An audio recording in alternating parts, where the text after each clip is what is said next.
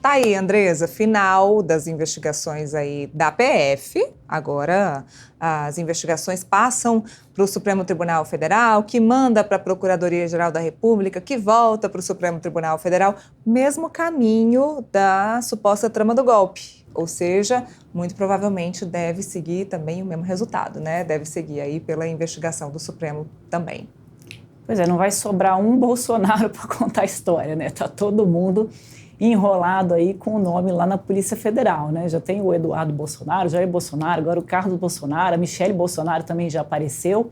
Tem uns outros Bolsonaros aí, o outro filho, o Jair Renan Bolsonaro também, o Flávio Bolsonaro. Bom, todo mundo já foi aí de alguma forma, né? Passou ali pelos escaninhos da Polícia Federal. E a gente continua aqui, né? Quase terminando o governo Lula, falando aí das coisas que o governo Bolsonaro e a família Bolsonaro deixaram aí de rastro, né, depois que saíram do governo. Esse inquérito, ele foi bastante conturbado, tinha um pessoal da Polícia Federal que estava investigando, afastaram esses delegados da Polícia Federal. Um deles, hoje em dia, está lá no subsolo da biblioteca, é quase um bunker, assim, até hoje esqueceram ele lá, porque isso se faz muito e a gente pouco até fala, sabe, Neila? Às vezes, quando os delegados estão investigando coisas que são sensíveis, os políticos não querem, eles tiram o delegado do inquérito e colocam o delegado lá numa função administrativa, burocrática, e perde-se, né, todo esse know-how que muitos têm, são pessoas muito preparadas ali da Polícia Federal, você discorde ou não das ações, são realmente pessoas bastante experimentadas e preparadas para essas investigações. O que foi feito aí na BIM paralela, né?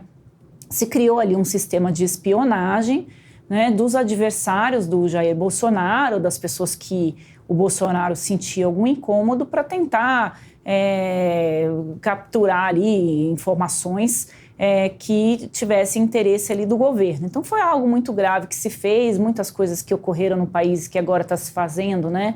Esse pente fino, esse inquérito durou bastante, né? Tá somente agora que foi finalizado, e isso ainda vai, né, como você bem colocou, tem um longo processo pela frente. Mas a personagem central aí é o Carlos Bolsonaro, que sempre foi uma pessoa muito importante para a eleição do Bolsonaro. Carlos Bolsonaro é esse cara das redes sociais, ele quem operava o famoso gabinete do ódio, né, que era um grupo do Bolsonaro ali nas redes sociais que atacava os seus adversários, os seus detratores. Isso foi feito de uma forma muito violenta ali no governo Bolsonaro. O governo Lula manteve esse esquema com outro grupo, obviamente, com outras pessoas, muitos robôs, muitas pessoas, para qualquer crítica que se faça, haja ali um contra-ataque ali nas redes sociais a essa crítica. Então, isso não é exclusividade de nenhum governo, mas começou ali mais no governo Bolsonaro e muito com o Carlos Bolsonaro. O Bolsonaro sempre disse, né, que devia a eleição dele ao filho, ao Carlos, que enxergou num primeiro momento, né, como que as redes sociais poderiam ir mudando a política brasileira, e a gente sai de um país que era mais de centro-esquerda, para um país totalmente dominado pela direita. A gente vê que os dois maiores partidos do Brasil hoje são partidos de direita, e isso vai impactar muito nas eleições de 2026. Então, não se esperava muito diferente dessa conclusão do inquérito, de que ele fosse ali, né, acabar apontando mesmo a participação dessas pessoas nessa chamada BIM paralela, que é nada mais, nada menos do que uma espionagem ali, o uso, né, da máquina pública para espionar adversários, inclusive jornalistas críticos ao governo Bolsonaro.